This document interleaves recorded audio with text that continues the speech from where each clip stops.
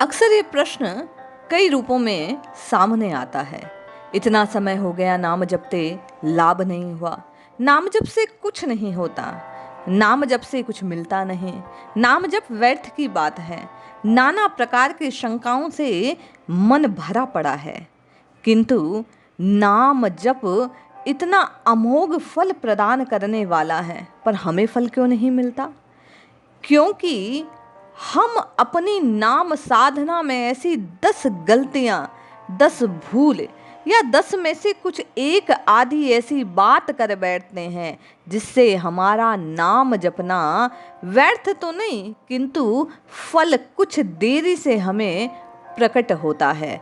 आज इन्हीं 10 नामा अपराधों के विषय में श्रवण करते हैं। जय श्री हरि।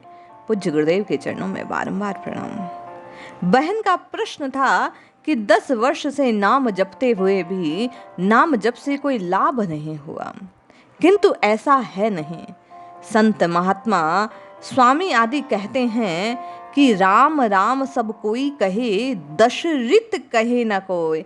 एक बार दशरित कहे तो कोटि यज्ञ फल हो। ये 10 रित क्या है?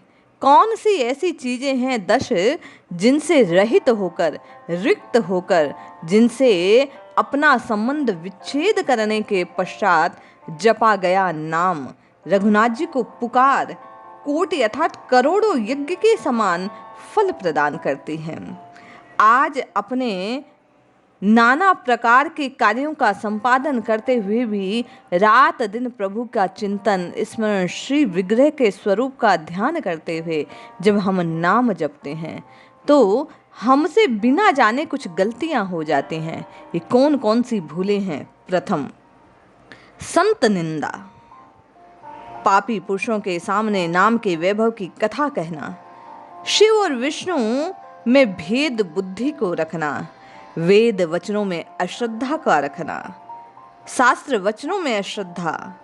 पूज्य भाई जी कहते हैं सदगुरु के वचनों में अश्रद्धा होना, ईश्वर के नाम की महिमा को अर्थवाद समझने का भ्रम हृदय में रखना, सब पापों को मिटाने वाले ईश्वर के नाम मेरे पास ही हैं, मैं इससे जो जो पाप करूंगा नाम लेने से सबके सब मिट जाएंगे, ऐसा समझकर नाम साथ पाप को रखना।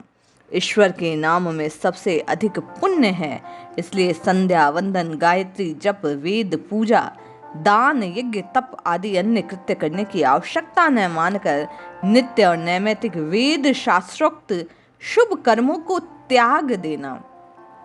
और 10वां और अंतिम, ईश्वर के नाम को अन्य धर्मों के बराबर समझना। ये ऊपर कहे हुए भगवान शिव और विष्णु के नाम जप संबंधी 10 अपराध हैं, अतएव इन्हें छोड़कर इनका जाप करना, प्रभु के नाम की पुकार करना। महात्मा कहते हैं राम राम तो सबको ही कहते हैं, किंतु नाम जप के 10 अपराधों से रिक्त होकर नाम कोई कोई विरला जपता है। जो इन 10 अपराधों से रहित होकर एक बार भी प्रभु के नाम को पुकारता है, उसे प्रभु अवश्य उसका फल प्रदान करते हैं। पूज्य भाई जी कहा करते कि भगवान के किसी भी नाम और स्वरूप की निंदा न करते हुए भगवान के समस्त नाम मेरे इष्ट के ही नाम हैं, ऐसा समझना चाहिए।